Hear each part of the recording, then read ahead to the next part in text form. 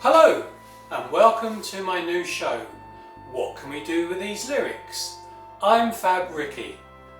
Working with the talented people around me, we would like to run through the process of using new lyrics and sounds from many students who have studied at different colleges and institutes of music around London, crafting each song into a finished track that might just reach the top of the music charts. As the show develops, we'll provide a deeper insight into how a song is constructed. We'll also take a look back in time to understand the history behind musicology. Let's take a look at the lyrics. Another empty day has passed, memories of you still last. How could there... Fab Ricky, are you qualified in writing lyrics and music? No. But I'm hoping to pick up a few tips whilst presenting my show. Fab Ricky, if you are not qualified, then you can't possibly make a music show without first discussing it with the Musicology Task Force. They need to grant permission. The Musicology Task Force? Yes, the Musicology Task Force. Approval won't be easy though. The head of strategy will take a lot of convincing.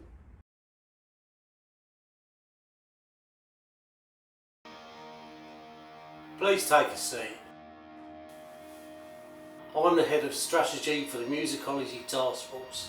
So you would like to make a TV show, teach people how to write lyrics and music. Yes, sir. Do you know how to write lyrics? I'm providing the lyrics for today's show.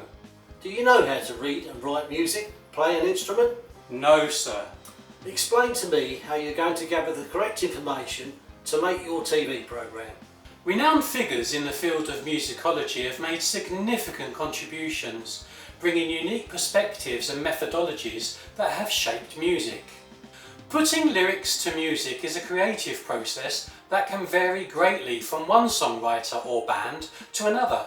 It requires inspiration, a structure, and many different techniques. Reading music is a skill that allows you to interpret the symbols on a sheet of music, to understand the pitch, rhythm and dynamics of a song. I'll be utilising the genius of all artists and students, past and present, who have contributed in the world of musicology. I'll also embrace the resources available on the internet, universities, colleges and institutions around the world to make this TV show.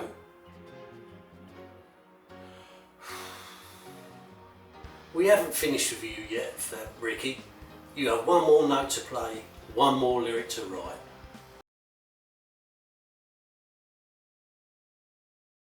Hello and welcome to the Musicology Task Force Fab Ricky.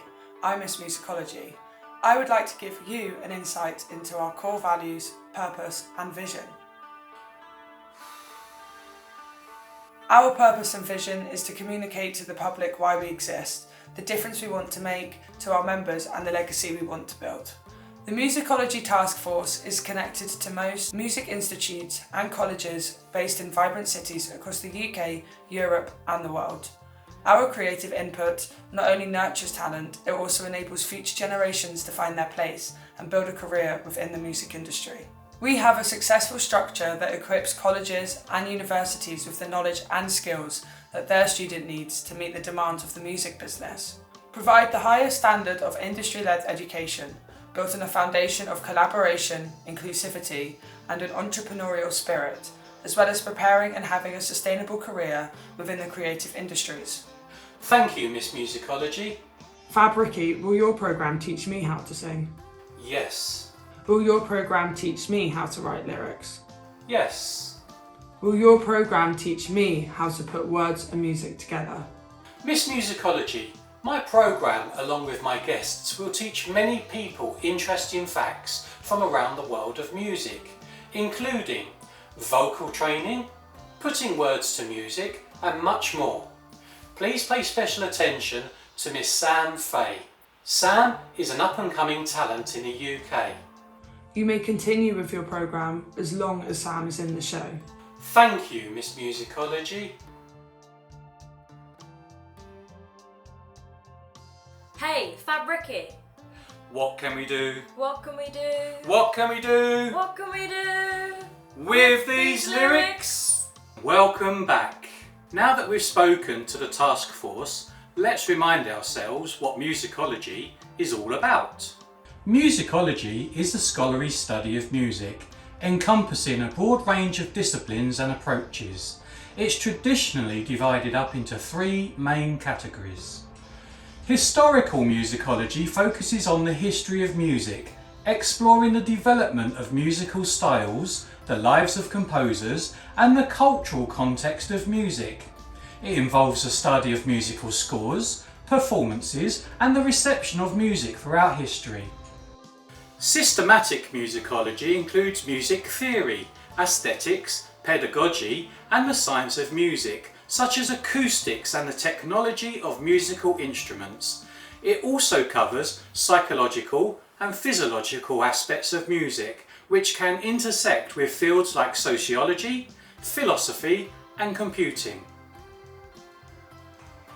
Drawing from anthropology, ethnomusicologists study music in its cultural context. They often conduct field research to understand how and why people from various cultures create and experience music. Today, I am delighted to introduce to you one of our great British talents, Miss Sam Faye. Sam is, in her own right, a singer-songwriter, and we will show you some of Sam's current and past work later in the show. During the show and over the course of this series, Sam will help explain, using her voice coaching expertise and guitar skills, many ways in which we can all learn how to sing, write and put lyrics to music. I hope Miss Musicology will be watching Sam. Before we take a look at today's lyrics, we're going to go back in time to help explain the evolution of musicology, reflecting on changes in society, culture and technology, which may help keep the Musicology Task Force's Special Ops Division and Miss Musicology on side. The study of music can be traced back to ancient Greece, with philosophers like Pythagoras, who studied mathematical proportions in music, and Aristotle, who wrote music theory in relation to ethics and aesthetics. During the medieval period, music theory was heavily influenced by the church. The Renaissance brought about a greater emphasis on empirical observation and the human experience in music. In the 18th and 19th centuries, musicology began to emerge as a more formal discipline, with scholars like Gaudio Older, who defined the methods of historical musicology. This period also saw the establishment of musicology as an academic discipline in universities. In this segment of the show, we will concentrate on the British influences. Please be reminded that my show, Fab Rickys, What Can We Do With These Lyrics, is translated into many languages, which includes many renowned figures in musicology from the country we are presenting. So for example, the Spanish version of What Can We Do With These Lyrics will include renowned Spanish scholars of musicology. In Chinese, scholars of Chinese musicology, and so on and so forth. And so to the British scholars. Susan McClary. Susan's a prominent feminist musicologist. Susan's work has been pivotal in introducing gender studies into musicological discourse. Stanley Sadie. He was born between 1930 and unfortunately died in 2005. Best known as the editor of the 6th edition of the Grove Dictionary of Music and Musicians. That was in 1980. Stanley helped institutionalise musicology as a respected academic discipline. Thurston Dart. He was born in 1921, unfortunately died in 1971. But he was a pioneering English musicologist, conductor and keyboard player. His book, The Interpretation of Music, in 1954, was influential in the research on performance practice, early music scores and historical informed music performance. Giles Hooper, born in 1974, is a contemporary British musicologist, notable for applying critical theory and new musicology approaches to the study of music, including music analysis, aesthetics and philosophy. These individuals have made significant contributions to the field, each bringing unique perspectives and methodologies that have shaped musicology as we know it today. Their work ranges from historical research to theoretical analysis, and from cultural studies which intersect with other academic fields.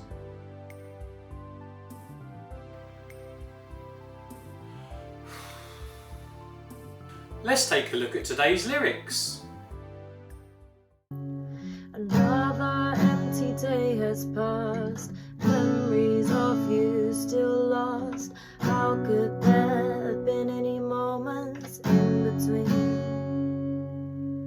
When I had been so aware of how I felt for you.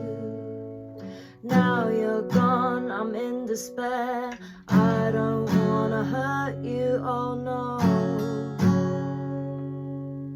There can't have been another time when I had been so in love. But at this time I couldn't bear those nagging doubts in my head. Emotionally tangled, mentally drained. You physically wore me down to this frame. Emotionally tangled, mentally drained. You physically wore me down to this frame. So this is the price of freedom. I know that I'll always love you, and this is the price I have to pay. Tensions running high. I was about to implode. My heart is racing so fast. I was about to explode. Mixed emotions, define a lifetime. It was heartbreaking to love you. Days and nights consumed with anger. Sad to look at so many tears. Overwhelming desire to leave, not knowing how, not knowing how. Was a fool to believe in you, was a fool. Emotionally tangled, mentally drained. You physically wore me down to this frame. Emotionally tangled, mentally drained. You physically wore me down to this frame. So this is the price of freedom. I know that I'll always love you, and this is the price I have to pay. So this is the price of freedom. I know that I'll always love you, and this is the price I'll have to pay. Wow, that was amazing, Sam. Thank you. Fab Ricky, did you write the lyrics to The Price of Freedom? Yes, most of the lyrics came to me when I was much younger. I added a couple of verses not so long ago. All lyrics are from personal experience. Reading and understanding the song lyrics can be a rewarding experience, as it allows you to delve deeper into the meaning and emotions behind a song. Here are some tips to help you interpret song lyrics effectively. Listen to an original track whilst reading the lyrics. That's if, of course, you have the type of music in mind. That will help you get a sense of an overall mood of how the lyrics will fit with the music. Read the lyrics on their own and focus on the words and the poetic qualities. Consider who the person delivering the vocals is and what the major themes are. In our case, it's Fab Ricky's The Price of Freedom. Focus on imagery and scenes. Good lyrics are often vivid imagery. Visualise the scenes, describe and consider where the song takes place. Do you have any locations in mind, Ricky? Yes, many years ago I drew a few sketches giving me a vague storyline. I haven't learnt to play an instrument, so I overcame this issue by singing over instrumental tracks from the 1980s. I chose the sound that I thought best fitted the lyrics, and that was until I could find a record producer to join the lyrics and new music together. Thankfully, along came Charlie Battstrings, a young aspiring student from the British Institute of Music. Think about the artist's personality and experiences. Personal experience and the artist's background can greatly influence the content of the lyrics. Listen for details and main points of interest. Pay attention to recurring words or phrases, as they are often the key to the song's message. There is rarely one right interpretation of a song. Lyrics can be ambiguous and open to different interpretations, so trust your instincts and enjoy the process of exploring the song's meaning. What does the Musicology Task Force think of the show so far? Song lyrics can also be used in a variety of creative and educational ways. Here are some ideas. The most obvious use is to set them to music and create a song, which is what we are trying to achieve with this show. Lyrics can be read as poetry, offering a different perspective on the words and their meanings. They can be used to teach language skills, such as grammar and vocabulary, in an engaging way. Lyrics can inspire other forms of writing, such as stories or plays. You can create visual art inspired by the imagery and emotions in a lyric, such as the Price of Freedom cover. Personal reflection, as listeners connect with the emotions and experiences described. Lyrics can be conversation starters, leading to discussions about themes, messages, and personal interpretations. Memorizing lyrics can improve one's memory. And finally, singing lyrics in a karaoke setting can be a fun way to enjoy music with friends. Remember, song lyrics are a form of art, and like all art, they can be appreciated and utilised in countless ways beyond just their musical settings. Putting lyrics to music is a creative process that can vary greatly from one songwriter to another. Here are some tips that help to set your lyrics to music. Find the melodic contour. Hum or sing your lyrics to find a natural melody. Pay attention to syllabic stress and rhythm of your words to guide the melody's flow. Choose chords and groove. Consider the overall tone of your lyrics. For example, a happy song might use major chords, while a sad song might use minor chords. The groove should complement the sentiment of the song. A major chord and a minor chord.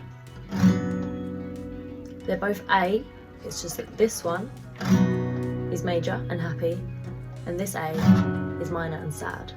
Record your ideas. Use a voice recorder or a cell phone to capture any melodic ideas that come to you. This can help you remember and refine your melodies later. So I'm just gonna record something I've just come up with on my laptop, and then I'm gonna play it back and we can have a little listen together.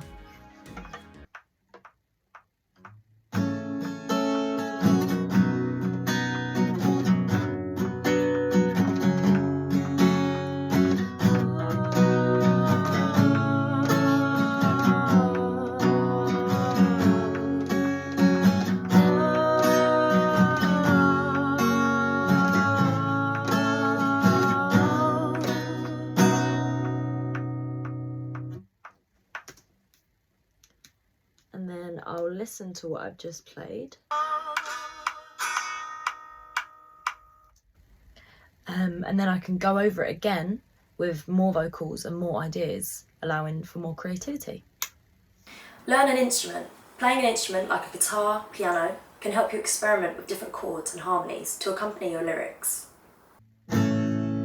Oh, I know I've fallen too far gone, and I woke up cold in the middle of the night, and I know where that frostbite bites. Use a familiar melody. As an exercise, try setting your lyrics to a melody of a song you know well. This can help you understand how lyrics and melody come together. So when I'm writing a song, I like to use my chords, my favourite chords, I call them, very simple, basic chords. And then once I get playing and singing my melody, I then change them up a little bit. For me, my simple chords, my favourite chords are C, A minor and G. And I'll start writing my lyrics to these types of chords, and then I'll build on it once I've got my melody in place. For example.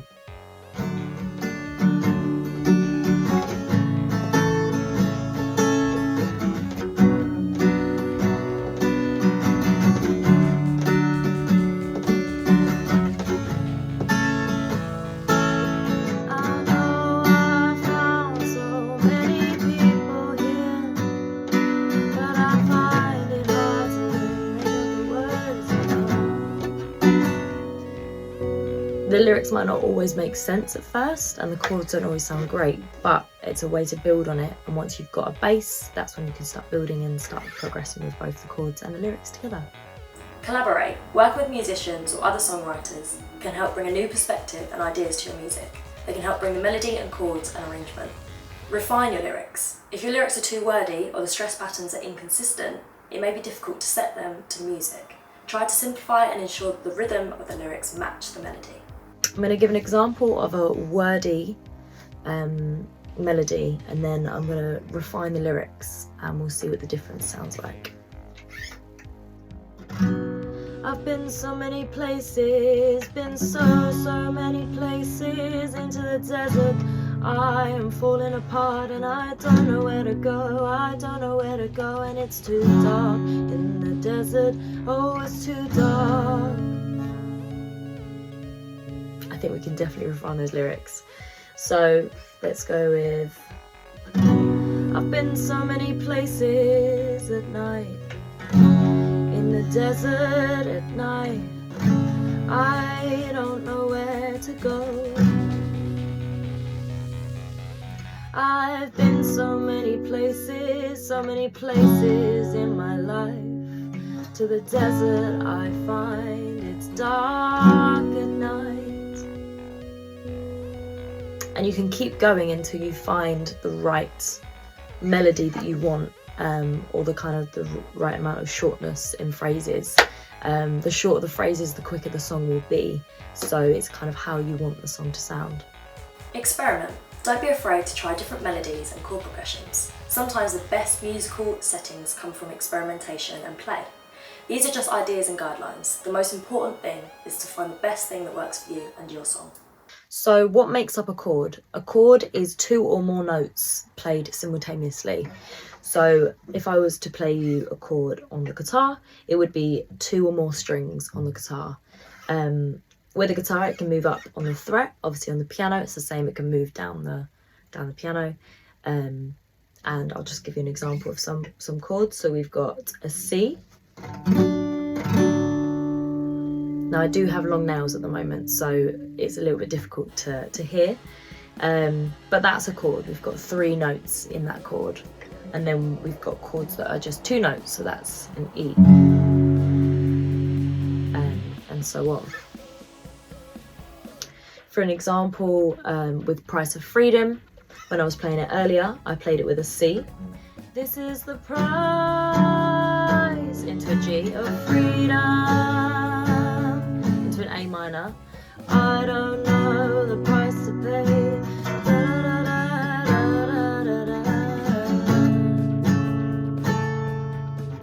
So a hook is something that's going to stand out in the song. It's usually the part people sing and remember most. That said, it can look in any shape or form. It's really what people remember. The way I look at a hook is quite short and catchy. So if I take a very basic phrase that's quite rhymey, people remember rhymes. So if I was a bird in the sky who could fly very high, if I was a bird that could fly very high in the sky, very high in the sky, if I was a bird who could fly very high in the sky, high in the sky. very basic and simple, but it's something that will catch people's attention and will remember. Obviously it can be a lot more catchy and a lot more words than that, but that's just an example of what a hook can look like. To make your hook stand out, consider the following. Be original. Try to think outside the box and come up with a unique angle or perspective that hasn't been overused. Use strong imagery. Paint a picture with your words. Vivid imagery can make your hook more memorable and have a greater impact. Incorporate wordplay. Clever use of puns, alliteration or assonance can make your hook catchy and engaging. Keep it simple and repetitive. A simple, repetitive hook is easy to remember and sing along to, which can help it stick in people's minds. Match the melody. Ensure that the lyrics of your hook complement the melody. A strong melody paired with your words can enhance the hook's power. Try to evoke emotion. Connect with your listeners on an emotional level, whether it's joy, sadness or nostalgia. An emotional hook can resonate deeply. Create a rhythmic hook. A rhythmic pattern in the words can make your hook more dynamic and interesting. Test it out. Share your hook with others and see if it catches on. If people are humming or singing the hook after hearing it once, that's a good sign. Remember, the most memorable hooks are those that capture the essence of the song and connect with the listener on a personal level. Keep refining until you feel that spark of excitement. It's a sign that you're on the right track. Before doing any singing, it's really important to do warm-ups. I tell all my students that it's really important to do daily warm-ups, but especially before you're about to sing. So my go-tos are lip bubbles, which is just a and doing these up the scales, so we'd go up the keyboard, go higher and higher each time, and then we'd go back down as well. This just warms up the mouth, the tongue, basically get everything that we need to sing, and just gets everything loose and ready for that singing. Another thing that I would suggest is using the vowel va, and also nay. So we'd go up the keyboard again, go up piano, va va va va va va va, va va va va va va va, and then again with nay. Now the va is good because it allows us to project the voice a little bit more on that va sound. It's really a more of a punchy sound from the mouth. But the nay is more of a beltier sound. So if we get higher and higher and we go nay nay nay nay nay nay nay, it's a lot harsher than going because it's a harsher sound. Nay nay nay nay nay nay nay. To put that into practice with The Price of Freedom, let's say the chorus. So this is the price of freedom. If we want that punchier sound, from going from so this is the price, we want that hey nay. So I would get my students to sing nay nay nay nay nay. And it's really important as well that we feel the vibrations in our face. That means that the resonance is in our face, which means that we're bringing the sound forward. Instead of it being back here in our throat, it would sound more like so this is the price, instead of so this is the price of freedom. Two very different sounds which can both be used within a song, within music. But if we want that big punchy sound, which we do in The Price of Freedom, we would go with the nay warm up, and also projecting the sound, changing the vowels to nay, and we'd get that nice crisper sound in the chorus. The next process is turning the lyrics and basic music into a completed track. This involves musicians, an engineer, and the all-important music producer. So, to the essential skills for a music producer. Each person has to have the ability to capture high quality audio recordings, providing artistic direction and contributing to the musical arrangement and songwriting, addressing and resolving technical or creative issues that may arise during production, staying abreast of the latest technology and applying it creatively to produce unique sounds, effectively conveying ideas and feedback to artists, engineers and crew, mixing individual tracks to achieve a balanced and harmonious final product. Mastering is the final step of audio post-production to ensure the sound is uniform and polished. These skills are vital for a music producer to guide the recording process, from the initial concept to the final mastering, ensuring the artist's vision is realised while maintaining high quality standards. So what tools did Charlie Battstrings, who produced the Price of Freedom album, have at his disposal? Sam, could you describe the music producer's control desk, please? The control desk, also known as a mixing console or an audio mixer, is a fundamental piece of equipment for record producers. It's where they manage and adjust all the different audio tracks that make up a recording. Here's what a typical control desk allows a producer to do. Balance the level of individual tracks to create a cohesive final sound. Add reverb, delay, compression, and other effects to enhance the sound. Manage the loudness and energy of the recording through various processing tools. Listen to the mix through studio monitors or headphones to ensure the quality. Producers often choose their desk based on the specific needs of their studio, considering factors like size, ergonomics, and the type of music they produce. For those looking to organise their recording space, there are many options for studio desks and to cater for different styles and budgets. Whether you're a beginner or a seasoned professional, the right studio desk can significantly improve your workflow and help you make the most of your creative space. Sam, has AI had an impact on the way music has been produced? Yes, absolutely. See what you can find out, Ricky. The impact on AI music composition is profound, revolutionising the way music is created, produced and experienced. AI serves as a creative partner, offering new ideas and speeding up the production process. It can generate endless variations on a theme, providing musicians with a rich source of inspiration and allowing for rapid experimentation. AI algorithms that can compose music enable individuals who lack formal training in music composition to participate in the creative process. This opens up opportunities for aspiring musicians and contributes to a more diverse musical landscape. In music production, AI enhances processes such as mixing, mastering, and sound design. AI provides automated mastering services, adjusting the subtleties of a track to ensure it's polished to perfection. AI has also been used to complete unfinished works by legendary artists.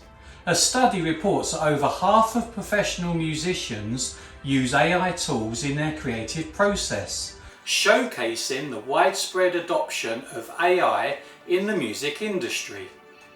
AI's role in music composition is not just about automating tasks, but also about enhancing the creative capabilities of composers and producers, leading to innovative and personalised musical experiences.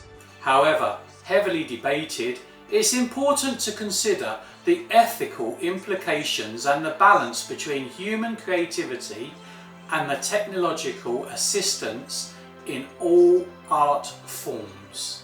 Sam, should we listen to the Price of Freedom track? Yes.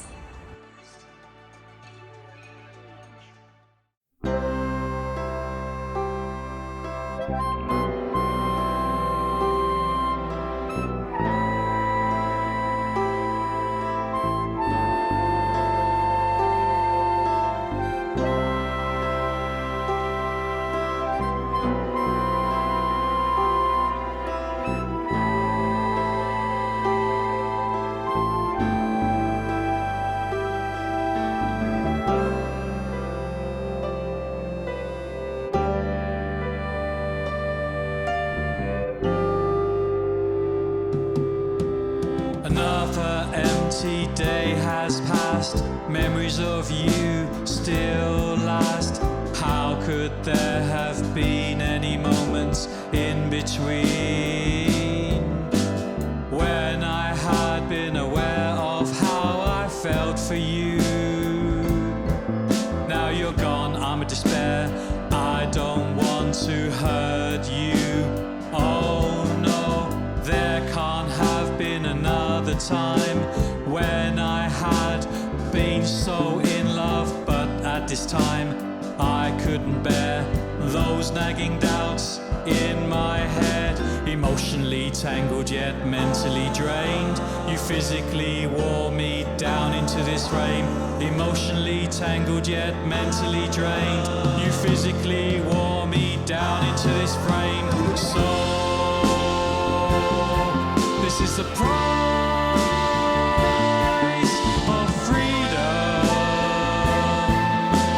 It's what it costs to stay away.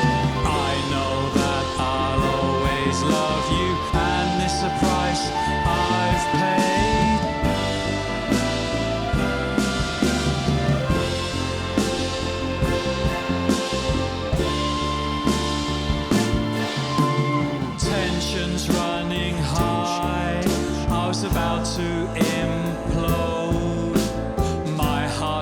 rising so fast, it's about to explode. Mixed emotion, define a lifetime. It's heartbreaking what love can do. Days and nights consumed with anger, sad to look back on so many tears. Overwhelmingly desire to leave, not knowing how to. Was I a fool to believe in you? Emotionally tangled yet mentally drained. You physically wore me down into this frame. Emotionally tangled yet mentally drained. You physically wore me down into this frame. So this is a price of freedom. It's what it costs to stay away. I know that I'll always love you, and this is a price I've paid.